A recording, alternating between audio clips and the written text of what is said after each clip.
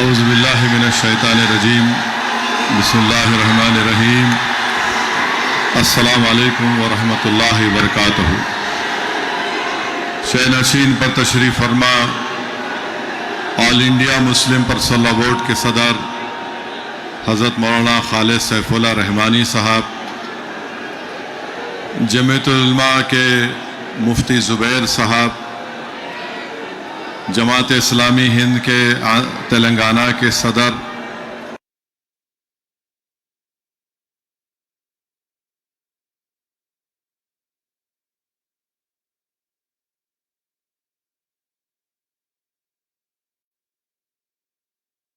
सुनने वाली मेरी इज़्ज़तदार माँ और बहनों और मोहतरमा जलीसा यासीन सुल्ताना साहिबा, जो all India Muslim personal law board के शुबे ख़वातीन के कन्वीनर हैं, मेरे अज़ीज़ दोस्तों और बुज़ुर्गों, मैं आपसे एक बात अर्ज़ करना चाहता हूँ कि हम पहले दो नारे लगाएंगे, आप और हम मिलकर दो नारे लगाएंगे, मगर जो मैं पहला नारा लगाऊंगा उसमें इस दारुस्सलाम के ग्राउंड से कोई उसका जवाब नहीं देगा।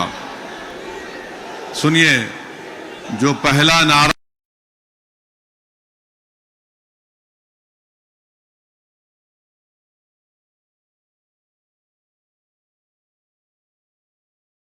हम लगाएंगे, आप भाई साहब आप नारे लगाएंगे या सुन दें हम बात को? बैठिए, बैठो, बस करो, करिए।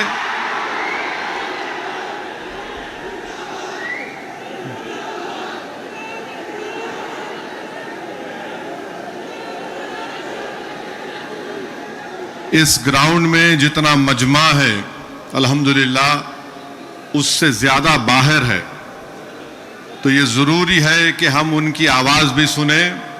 तो मैं बाहर जो मजमा खड़ा हुआ है उनसे अपील करूंगा कि आप हमारे साथ नारा लगाइए। ग्राउंड में कोई नारा नहीं लगाएगा। नारे तकबीर, नारे तकबीर।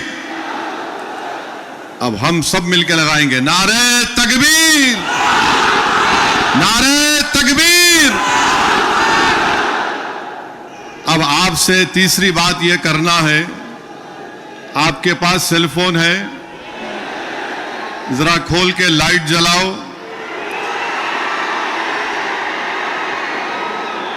ताकि हमारे बीजेपी वालों की दिमाग की बत्ती जले। लाइट खोलो ताकि हम इस वक्फ कानून के खिलाफ पूरे मुल्क को पैगाम दे सकें। हमारे खवातीन भी फोन की लाइट खोल सकते आप। जरा मीडिया वाले दिखाओ।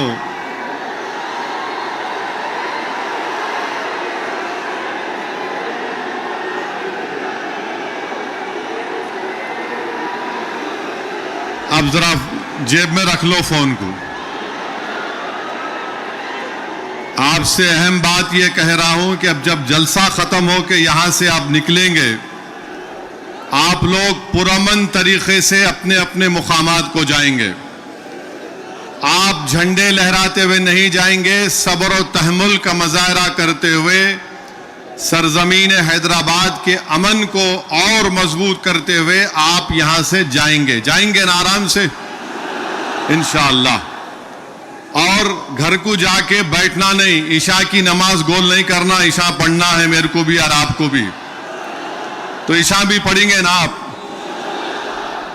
अब मसला यह है कि किसी शायर ने अच्छा कहा था, जब ज़मीर और ज़र्फ का सौदा हो दोस्तों, जब ज़मीर और ज़र्फ का सौदा हो दोस्तों, कायम रहो हुसैन के इनकार की तरह। मैं आपको ये बताना जरूरी समझता हूं कि इस कानून के खिलाफ all India Muslim personal law board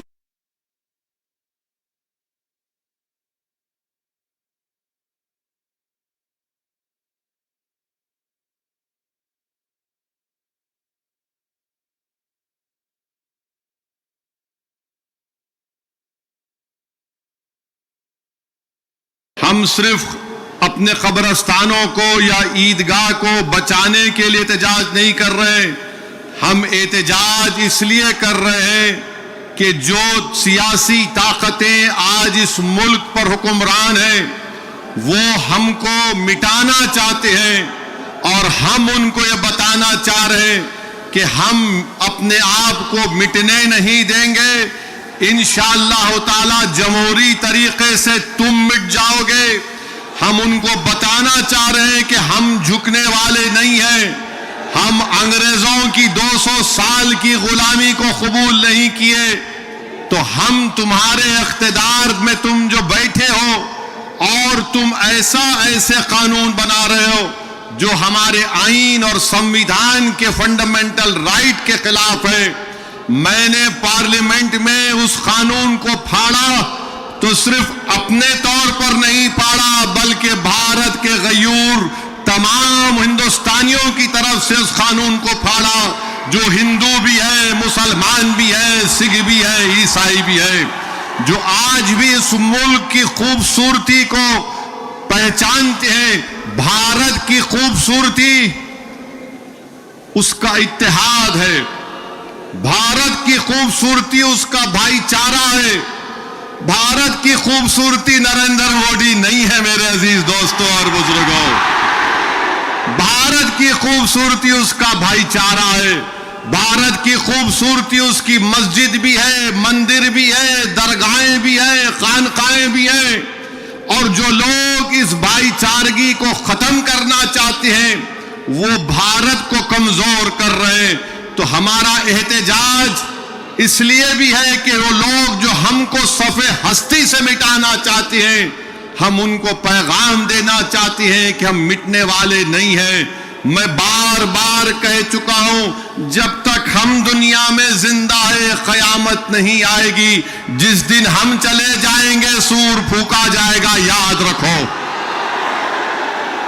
और अगर बीजेपी ये समझ रही है कि उन्होंने 2014 में इख्तिदार पर आए तो पहले ट्रिपल तलाक का ऐसा कानून बनाया जो मुस्लिम खवातीन के खिलाफ बनाया, फिर उसके बाद उन्होंने CAA का कानून मजहब की बुनियाद पर बनाया, फिर उसके बाद उन्होंने UAPA के कानून को गंदे तरीके से उसको और ताकतवर बना दिया, फिर उसके बाद उन्होंने मजहब तब्दीली का कानून अपनी बीजेपी जहां पर इख्तिदार में रियासत में बनाया, फिर अब वो यूनिफॉर्म सिविल कोड बनाने की बात कर रहे हैं।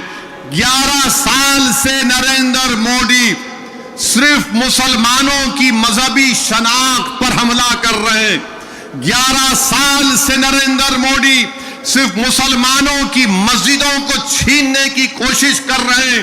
11 साल से नरेंद्र मोदी मुस्लिम खवातीन को ताकतवर बनाने के बजाय उनके सरों से हिजाब को छीन रहे हैं। 11 साल से नरेंद्र मोदी बुलडोजरों के जरिए सबसे ज्यादा दलित और मुसलमानों के घरों को तोड़ दिया। अब यूनिफॉर्म सिविल कोड के नाम पर हमारी शरीयत को हमसे छीनना चाहते हैं। वो शरीयत जो शरीयत एप्लीकेशन एक्ट 1937 है, जब संविधान बन रहा था तो बाबा साहेब अंबेडकर ने कहा था कि शरीयत एप्लीकेशन एक्ट बरकरार रहेगा, मगर आज नरेंद्र मोदी ये समझते हैं कि मैं बाबा साहेब अंबेडकर से बड़ा दूरंदेश हूं। मिस्टर मोदी, आप अंबेडकर के पैर की धूल भी नहीं है, इस बात को याद रख लो आप मेरे अजीज दोस्तों और बुजुर्गों। और दूसरी बात यह, मैं आपसे कह रहा हूं कि अपने सफों में इत्तेहाद को मजबूत रखिए। ये लड़ाई जो आप और हम मिलकर अपने दीगर सेकुलर हिंदू भाइयों के साथ, सिख भाइयों के साथ लड़ रहे हैं, याद रखो बीजेपी संघ परिवार हमारे सफों से बाज मीर जाफर, मीर सादिक को खड़ा करेगी। इनसे एहतियात करो। मगर आज मालूम हुआ कि जाफर पाशा में कश्फो करामात भी है। मुझे अभी किसी ने व्हाट्सएप पर भी जाया कि जो इस वफ़ की कानून की ताईद में आ रहे हैं, जो बड़ी बड़ी बातें करते हैं, ख्वाजा अजमेरी के आस्थाने से उनका ताल्लुक है, जाफर पाशा की तकरीर को लाइव बैठकर देख रहे थे, तो मालूम हुआ उनको भी बड़ा डर हो गया है कि अब हैदराबाद से एहतजाज बुलंद होगा। अरे जो तुम ख्वाजा अजमेरी के आस्थाने के जिम्मेदार हो ना, मैं पार्लियामेंट में इंशाअल्लाह ताला ख्वाजा एक्ट के तरमीम का एक बिल लाऊंगा और प्राइवेट मेंबर्स बिल लाकर कहूंगा कि तुम नहीं बनोगे, उसमें पसमानदा को किसी को बनाना पड़ेगा। तुम तायीद करोगे, मैं तो ला रहा हूं प्राइवेट मेंबर्स बिल आइंदा सेशन में, तुम देखना। अरे तुम लोग कितना गिर सकते हो, तुम कितना गिर सकते हो, कम से कम उस आस्थाने की निस्बत का तो लिहाज रख लो, तुम उस आस्थाने की निस्बत का तो लिहाज रख लो। और इस बात को भी याद रख लो कि जब तुम और हम इस दुनिया से जाएंगे तो आरएसएस वाले अगर तुमको खंदे पर लेकर गए कब्रिस्तान में, तो फिर अंदर जाने के बाद जब फरिश्ते पूछेंगे कौन है तेरा रब, तो तुम क्या मोदी बोलोगे या अल्लाह बोलोगे? देख लो इस बात को, हम तो अल्लाह ही बोलने वाले हैं और बोलते रहेंगे। अल्लाह ही हमारी मदद करेगा और अल्लाह ही इनको शिकस्त देगा इंशाअल्लाह ताला। हम तौहीद परस्त हैं और हमको फख्र है इस बात का कि रब्बे कायनात जिस चीज का मालिक अल्लाह है, मोदी कह रहे हैं कि उसका मालिक अल्लाह नहीं रहेगा। अब मोदी आप खुद देखोगे अल्लाह कैसा बता देगा अपना जल्ले जलालहू, आप देखेंगे। आप इसको, इस कानून को तुमको वापिस लेना पड़ेगा।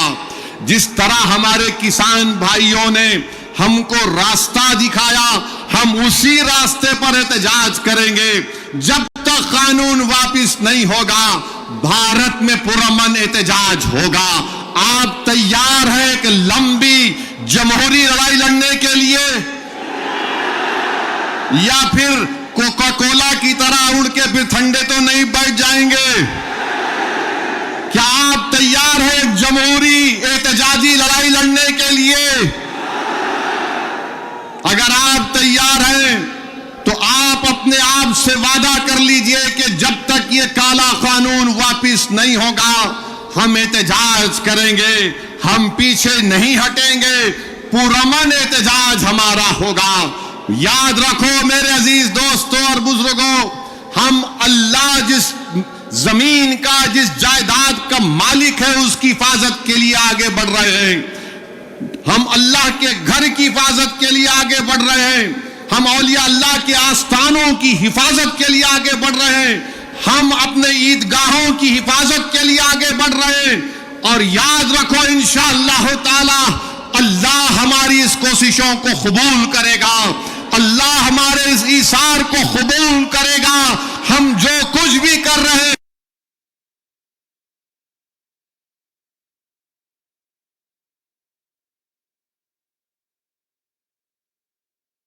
एहतजाज होगा, उसमें हिस्सा लीजिए, उसको कामयाब करिए। ये कोई सियासी पार्टी का एहतजाज नहीं है, ये इलेक्शन के वोटों को बटोरने का एहतजाज नहीं है। जिस चीज का मालिक है उसकी हिफाजत करने के लिए एहतजाज हो रहा है पूरे मुल्क में इंशाअल्लाह ताला। जो मुस्लिम पर्सनल लॉ बोर्ड ने प्रोग्राम बनाया उसमें हिस्सा लीजिए। जो तारीख के दिन आपसे कहा गया लाइट बंद करना, लाइट बंद करेंगे या नहीं बंद करेंगे? ये तो बोलेंगे अम्मा 10 मिनट सीरियल।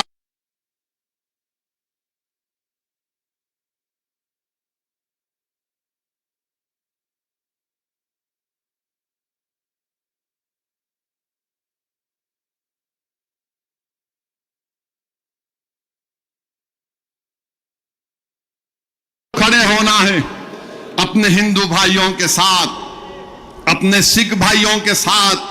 वो भी आज बड़े तकलीफ में है कि ऐसा कैसा कानून बीजेपी की हुकूमत ने बना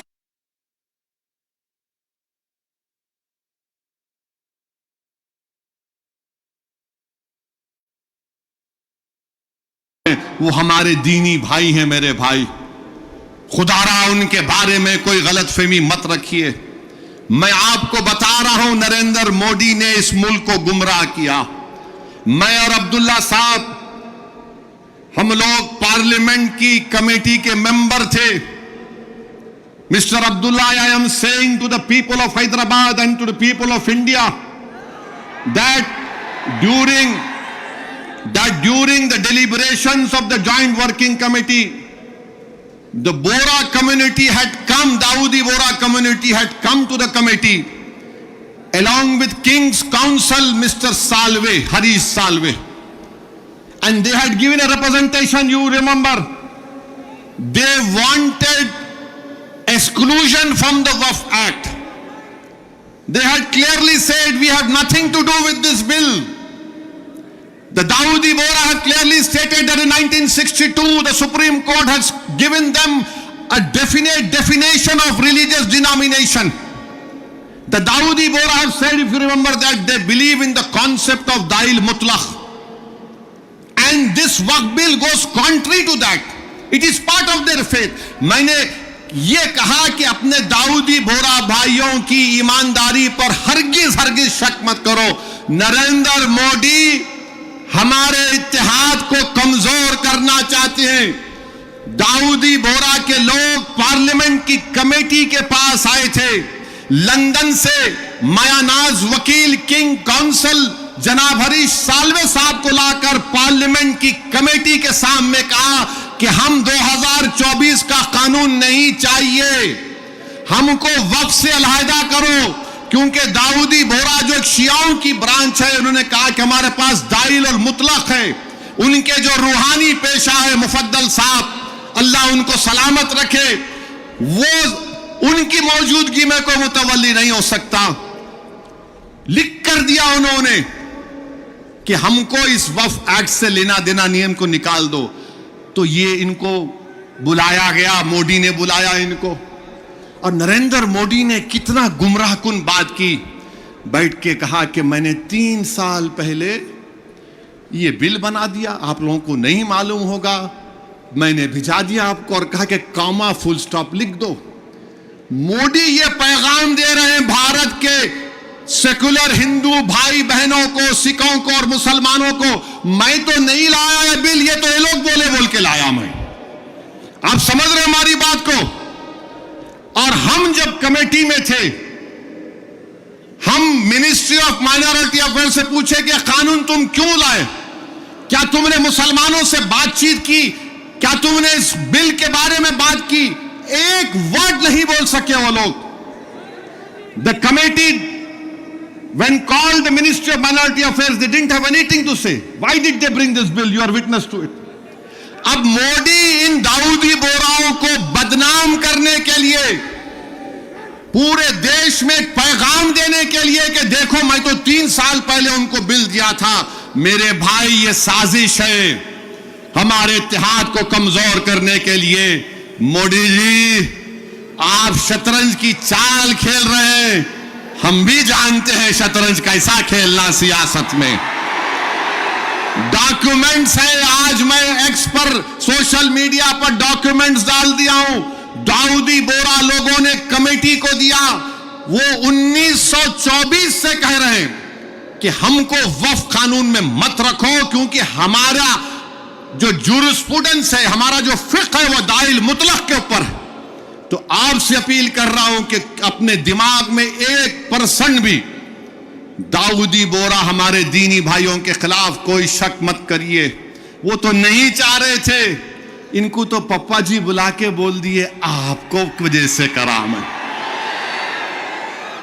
अब चौथी बात यह है, बीजेपी वाले बोल रहे इसमें सब कुछ है, मुसलमानों का फायदा है, औरतों का फायदा है। आज से थोड़े दिन पहले हैदराबाद में फतेह दरवाजे पे एक चालाक आदमी था, लगता है उन्हें भी मोदी जी की शागिर्दी में निकला सो था। उन्हें क्या बोला, आप मेरे पास आओ, जिसके सर टकले हैं मैं दवा देता हूं, बाल उग जाते। लाइन लग गई वहां पे, लगा दगा दवा लगा, बाल उगते। अब पब्लिक बेचारे तो मोदी जी भी यही बोल रहे, दवा ले लो सब चीज ठीक हो जाती। इनकी दवा नहीं है, ये दवा मौत है। ये दवा नहीं दे रहे, मौत का पैगाम देना है। ये वक्फ को छीनने के लिए ला रहे हैं।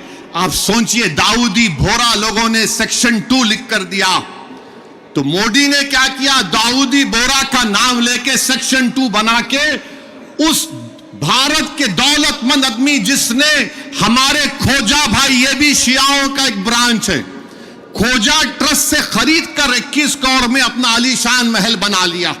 सेक्शन 2 का फायदा उस शख्स को होगा। हम हैदराबाद में क्या बोलते हैं, किसकी दुकान पे किसकी फातिया, क्या बोलते हैं, नाना मामू की दुकान पे नाना की फातिया।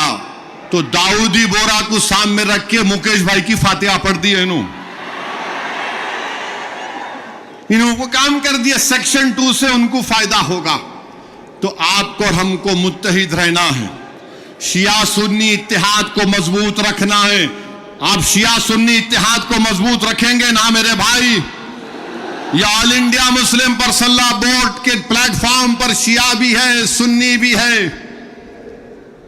ये पैगाम मुस्लिम पर्सनल बोर्ड देता है कि हम अपने इत्तेहाद को मजबूत रखें।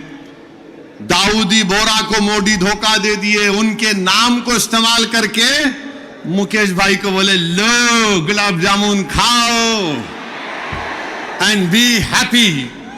उनके अच्छे दिन आ गए।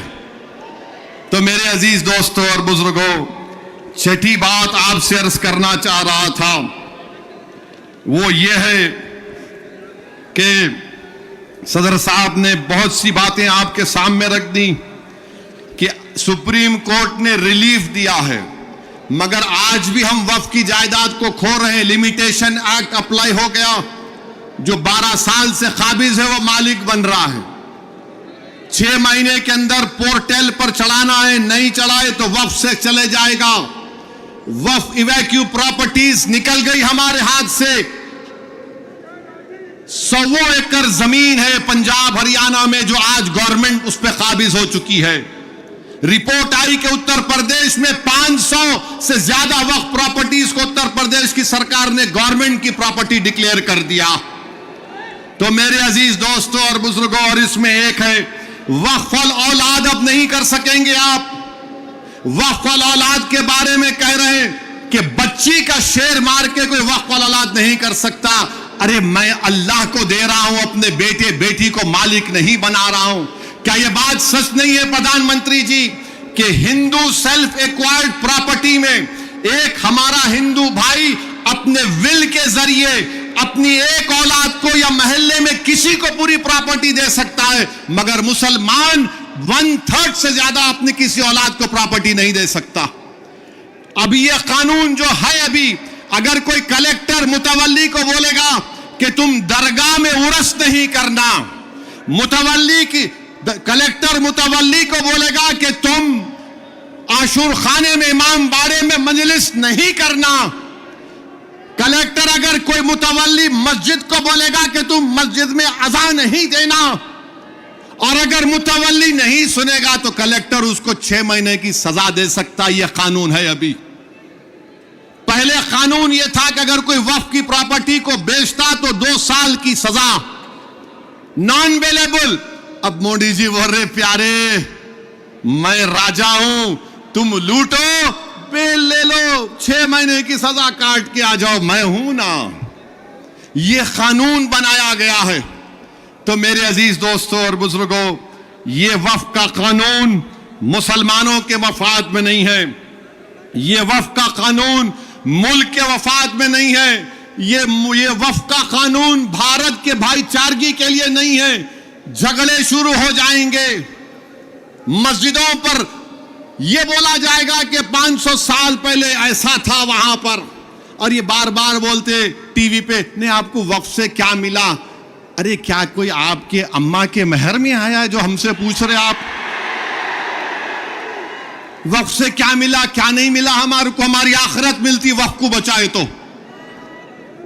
ख्वाजा बंदा नवाज की दरगाह मेडिकल कॉलेज है, इंजीनियरिंग कॉलेज है, वफ का है। हमदर्द रूह अफ़ज़ा पिए तो वो भी वफ का है। कलेजे को ठंडक पहुंचती, तुम लोग पियो जरा रूह अफ़ज़ा। अब रूह अफ़ज़ा के खिलाफ उन्होंने जिहाद कर रहे, जो नाक से ऐसा सूंघ के दूसरे नाक नकुड़ी से निकालने का दर्ज देते। कहां जाएगा ये मुल्क? हद तो ये हो गई मेरे अजीज दोस्तों और बुजुर्गों कि अब कोई ये कह रहा है कि चीफ जस्टिस के फैसले के बाद इस देश में मजहबी जंग शुरू हो जाएगी।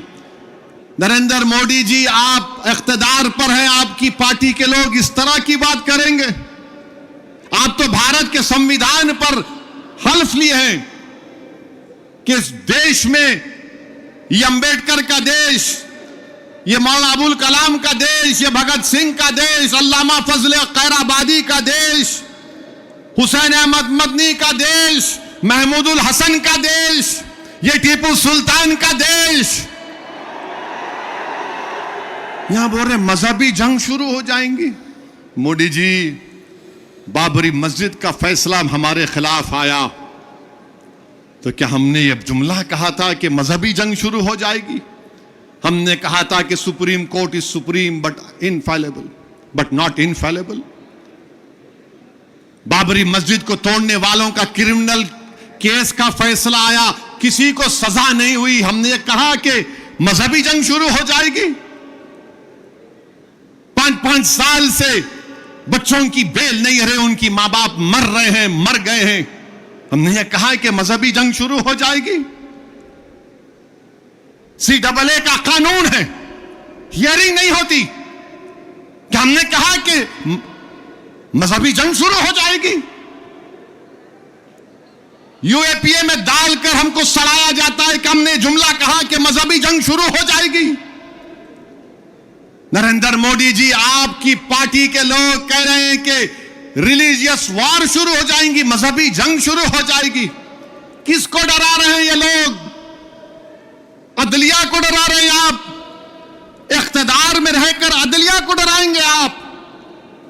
आपके हक में फैसला आया तो आपके मुंह में लड्डू फूटते हैं और आप रिलीजियस वॉर शुरू हो जाएंगी। यही फर्क है हम भारत के उन मुहिबान भारत में जिसमें हिंदू मुसलमान भी है। हम जब हमारी मर्जी के खिलाफ भी फैसला आता है हम उसको कबूल करते हैं। इसलिए कबूल करते हैं कि हम कॉन्स्टिट्यूशनल मोरालिटी को मानने वाले हैं और ये संघ परिवार के लोग एंटी कॉन्स्टिट्यूशन के लोग हैं। ये संविधान को तो मानते मगर उसको सब्सक्राइब नहीं करते हैं। ये फर्क है भारत के असली नागरिक में और उन लोगों में जो नेशनलिज्म के झूठे दावे करते हैं और कहते हैं कि रिलीजियस वॉर, जो कहते हैं कि अगर कोर्ट कानून बनाएगा तो पार्लियामेंट को बंद कर दो। अरे अगर तुम पार्लियामेंट में बैठकर अपनी अददी ताकत की बुनियाद पर मुझे मिटाने का कानून संविधान के खिलाफ बनाओगे तो मेरे पास चारा क्या बचता है कि मैं अवाम में जाऊंगा और फिर कोर्ट को जाऊंगा। हम कोर्ट को गए, अवाम में भी जा रहे नहीं। कोर्ट कानून कैसे बनाएगा? अरे जालिमों, सुप्रीम कोर्ट का जजमेंट कानून का मौकफ रखता है। पढ़ो, तुम लोग ट्यूबलाइट हो, तुम लोग थम्स अप हो। तुम्हारे दिमाग में एक ही बात बैठा हुआ है, नहीं मोदी है तो खुदा है। अरे खुदा था, है और रहेगा उसी का नाम। आइन है और रहेगा, मगर इस तरह धमकी देना अदालत को और फिर गवर्नर प्रेसिडेंट को बोल रहे हैं, उनको बोल रहे हैं अगर नहीं करे तो कानून बन जाएगा। अरे 142 क्या है प्यारे? 142 आइन का बनाने वाला अंबेडकर है। अंबेडकर में तुम्हारे से ज्यादा दूरअंदेशी थी। आप ये बोल रहे हैं कैसा बनाए, वो कैसा बनाए, हम ऐसा कर देंगे। मगर मेरे अजीज दोस्तों और बुजुर्गों, बीजेपी आइन पर एक फ्रॉड कर रही है और डरा रही है। रिलीजियस वार की धमकी बीजेपी दे रही है। मिस्टर मोदी, कौन रेडिकलाइज हो चुका है बताओ? आप सत्ता में आप हैं, आपके लोग रेडिकलाइज हो चुके हैं। इतना रेडिकलाइज हो चुके हैं कि कोर्ट को धमकी दे रहे हैं, रिलीजियस वार हो जाएंगी।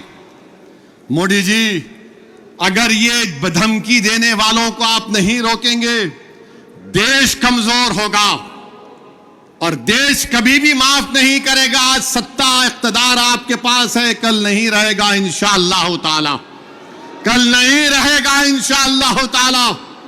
अब भारत का हिंदू भी जान चुका है कि वक्फ का कानून बनाए तो क्या मेरे को नौकरी मिलती।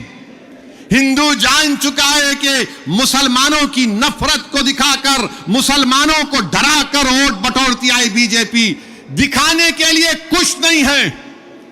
4.5-5% नौजवानों में बेरोजगारी है। उनके बेरोजगारी को दूर करने का कोई प्रोग्राम नहीं, मगर सिर्फ मुसलमानों को नफरत का निशान बना दो।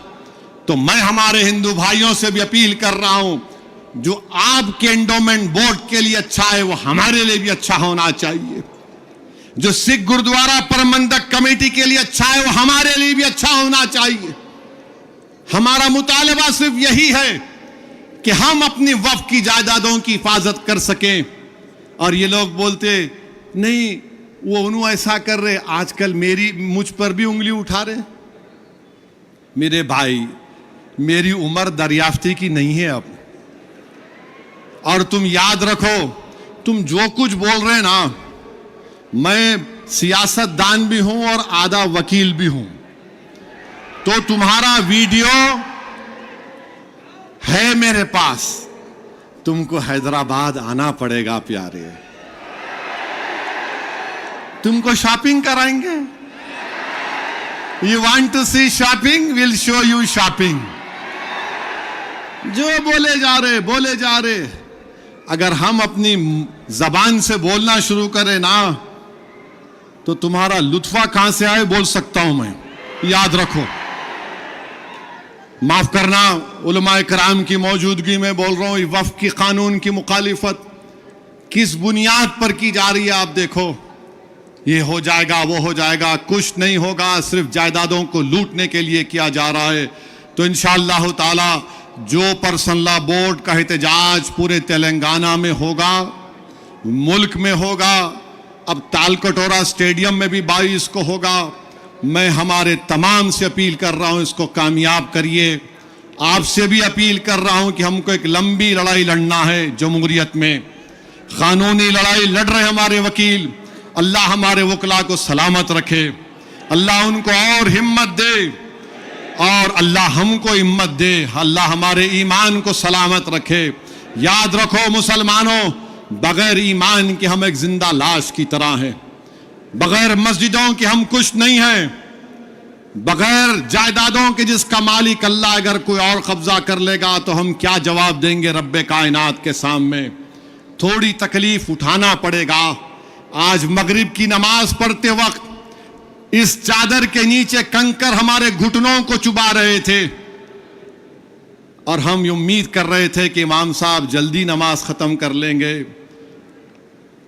आधे मिनट के लिए सोचो कि 50,000 फलस्तीनी शहीद हो गए मेरे भाई, 11 लाख बेघर हो गए, 15,000 बच्चे मारे गए, 18-17 हजार के करीब खवातीन शहीद हो गई हैं। मगर उनका जज्बा देखो, वो कह रहे हैं कि हम मरने को तैयार हैं मगर अपने ईमान का सौदा करने के लिए तैयार नहीं। तो भारत के लोगों, तुमको मजलूमों से आवाज आ रही है कि हक की कामयाबी के लिए, बातिल को शिकस्त देने के लिए हम 75 साल से अपनी नस्लों को कुर्बान कर दिए। तुमने और हमने नजारे देखे कि एक मां कह रही है अपने बेटे के कफन के सामने, कह रही है कि या रसूल अल्लाह सल्लल्लाहु अलैहि वसल्लम, मैं अपने बेटे को आपके पास रवाना कर रही हूं। हम एक बाप को सुन रहे हैं बोलते हुए अपने बेटे की लाश के सामने कि या रसूल अल्लाह सल्लल्लाहु अलैहि वसल्लम, जो दुनिया खामोश बैठी हुई है, आप उनकी शिफा नहीं करेंगे अचर के मैदान में। मेरे अजीज दोस्तों और बुजुर्गों, हमको सिर्फ पुरअमन एहतजाज करना है, ताकि हम आने वाली नस्लों को बता सकें कि 2025 में ऐसे भी नौजवान और बुजुर्ग और खवातीन थे जिन्होंने वक्त के फिरौन के सामने झुकने की तो बात तो छोड़ो, उन्होंने उसकी तकालीफ पर उफ भी नहीं कहा। हम जमहूरी तरीके से लड़ेंगे। हमारे किसान भाइयों ने हमको रास्ता बताया, कानून को वापस लेना पड़ेगा। जैसा कि मुस्लिम पर्सनल लॉ बोर्ड का नारा है, देश बचाओ, संविधान बचाओ, वक्त बचाओ। तो नारा लगाओ, संविधान बचाओ, वक्त बचाओ, संविधान बचाओ, वक्त बचाओ। आप साथ है ना हमारे इंशाअल्लाह ताला। याद रखो, तुम साथ भी नहीं है तो हम हुसैन का परचम लेकर करबला में उतर जाएंगे, क्योंकि अगर तुम साथ होगे तो यजीद को मालूम हो जाएगा कि ये हुसैन के गुलाम हैं, ये ताकत को देखकर झुकने वाले नहीं हैं। तो मेरे अजीज दोस्तों और बुजुर्गों, पुरअमन तरीके से अपने अपने घर को रवाना होइए, झंडे मत लहराइए। अब नारे लगाने का यहां पे वक्त खत्म हो चुका है। पुरअमन तरीके से अपने घरों को जाइए। बड़ी तादाद में हमारी माँ और बहनें भी आई हैं, मैं उनका शुक्रिया अदा करता हूं। नारे तकबीर। अस्सलाम वालेकुम व रहमतुल्लाहि व बरकातहू।